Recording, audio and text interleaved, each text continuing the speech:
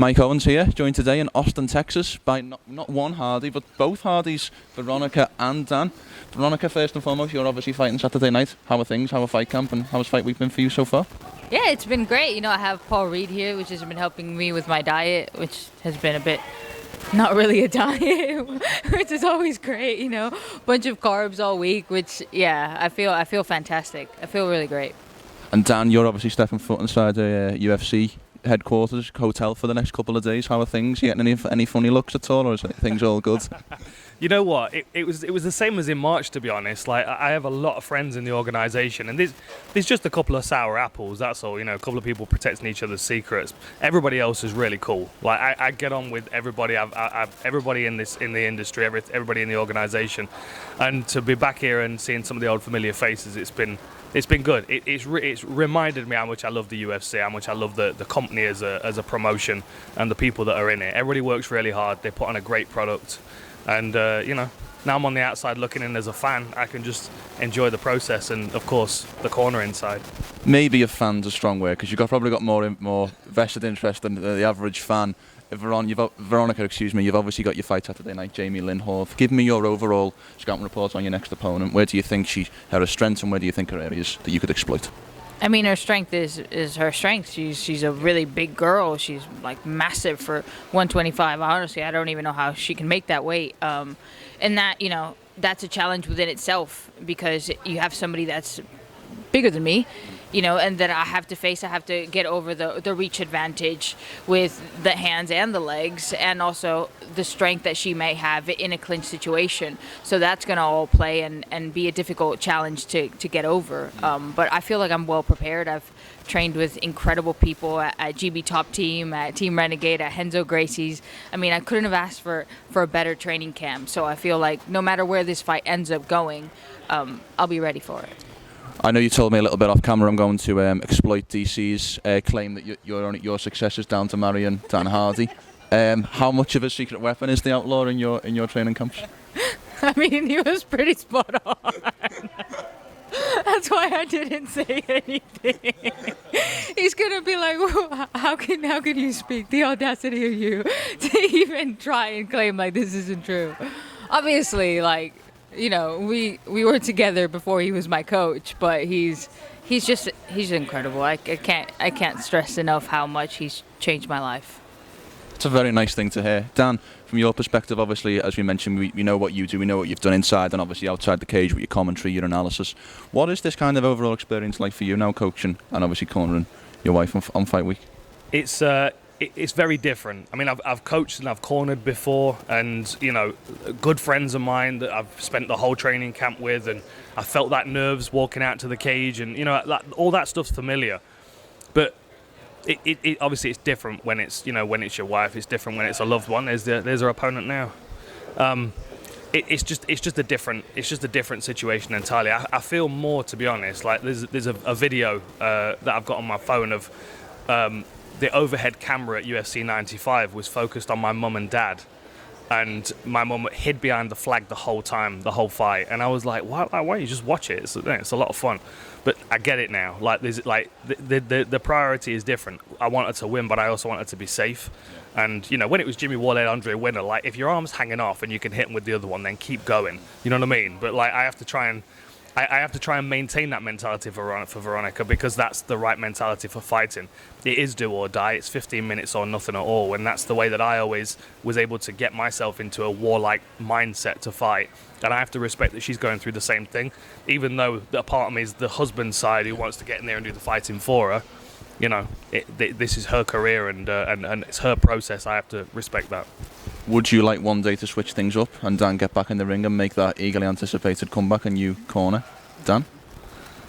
I mean, if he'd want to, yeah, why not? That would be cool. It's the first time somebody would let me corner them. I mean, no one's really entrusted me with that. You were going to be in my corner when I was going to box. When I was going to box last year, you were going to be in my corner.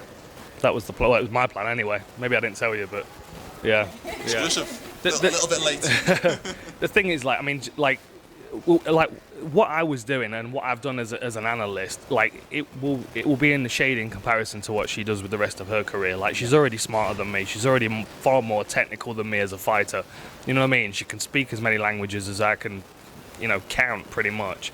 Like I'm happy now for her to take a back seat and for her to take over all the things that I've been doing for the last few years. She's very, very good at what she does, and she always impresses me. I'm going to ask you a difficult question now, because next Friday night, it's Veronica's night Saturday. In some ways, it's your night next Friday night with the PFL Europe Championships, the obviously inaugural season.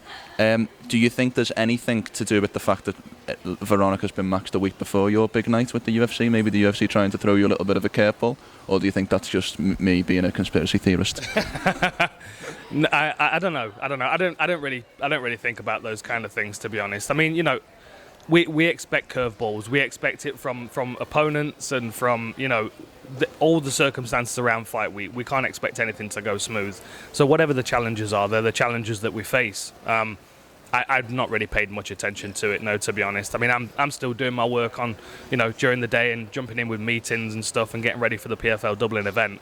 But no, I don't worry too much about that. Yeah, and obviously I want to talk a little bit about your last fight. I think that was a fight or a performance in which that shut a lot of people up in terms of when the odds, in terms of the betting line being stacked against you, and also some of the hype coming in with Julianna Miller. So what was that kind of overall experience like to kind of shut a lot of people up back in London in March?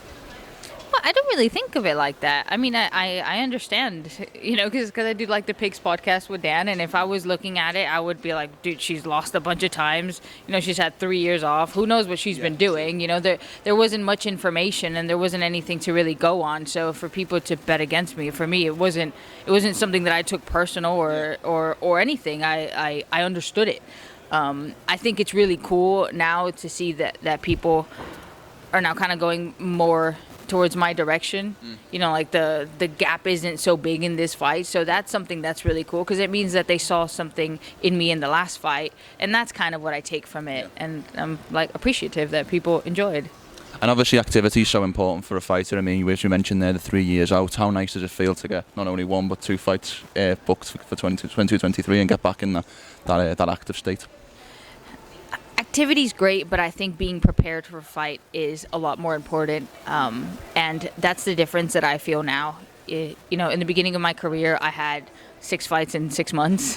My activity wasn't an issue for me. Obviously, I had injuries and other things, but I didn't really feel like I was properly prepared for any of it, and it's a big difference when you are. So even if a year would have gone by between March and my next fight, because of my preparation, I would have felt equally as confident as I do now.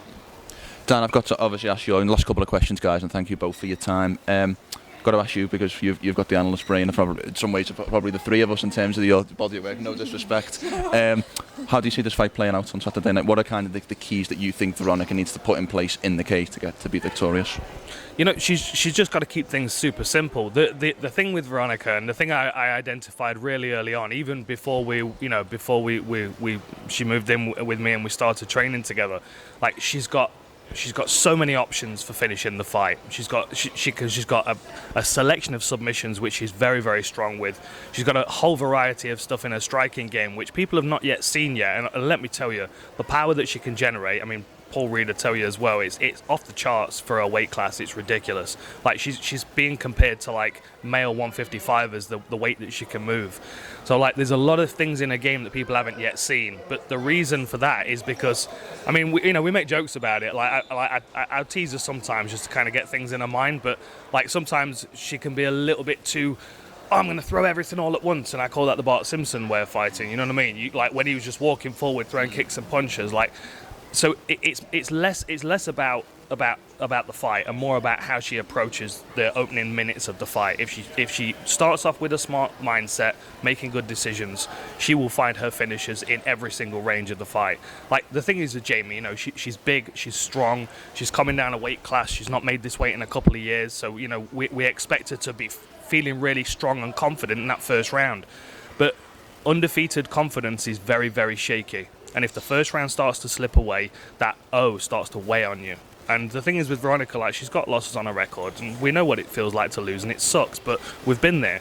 Like the difference with this one, we're like in March we came to win. This time we're coming to fight. this fight's about violence. It's about doing as much damage to an individual as we possibly can. And what's nice is I can take my analyst and commentator and mindset off and put my coach hat on. And my coach hat is like, we're here for murder. We're here to do damage to people as much as we can. And that's the mindset that I wanted her to get into in this fight, because in every position that I've seen her in this training camp, she's been vicious.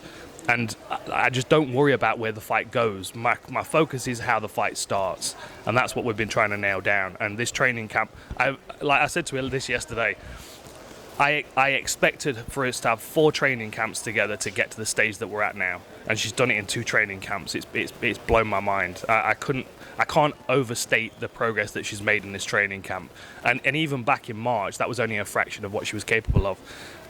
So it's all about starting off on the right foot, making good decisions, and she's a very different person to the person that people have seen in previous fights of her career. I know she's where she needs to be. We're here for May. They're going to sit slightly closer to Veronica and slightly further away from Dan. Fair assessment from Dan? Is that how you see the fight playing out and the keys to victory?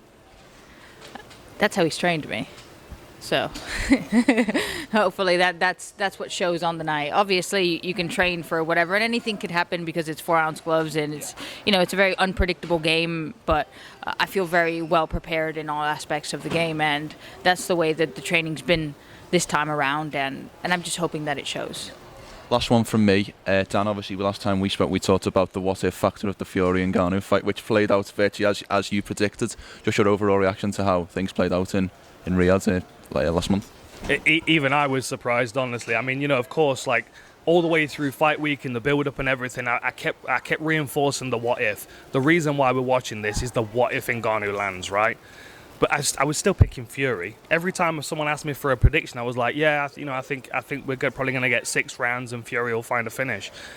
Francis impressed me tremendously.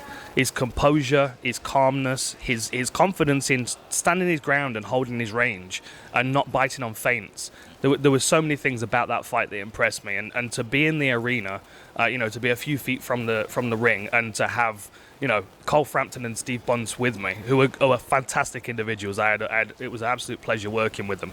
And as the rounds are going on, Cole Frampton keeps turning to me. He's like, I think you won that round, I'm like trying to keep my excitement under control, because I'm watching it as a fan of Francis, as an employee of the PFL, but also to try and be impartial and to give an honest opinion of what I think is going to happen, which is why I kept picking Tyson, because I expected him to win. Francis looked incredible, and I think he's done not only himself proud, his team proud, but the whole mixed martial arts community. I love it. Well, guys, thank you both so much for your time. I've really enjoyed this. This has been my only interview I've ever been on. I've had 2 guests on, and I've really enjoyed this. Maybe this is my audition to be a co-host on the Outlaw Picks podcast. Who knows? I've got to try. You got to shoot your shot. Listen, my picks are terrible, as you know, so you can step into my seat, no bother. Well, Veronica, I wish you the best of luck for Saturday night. I look forward to seeing you back in action. Dan, always nice to catch up, my man. Thank you. Thank you.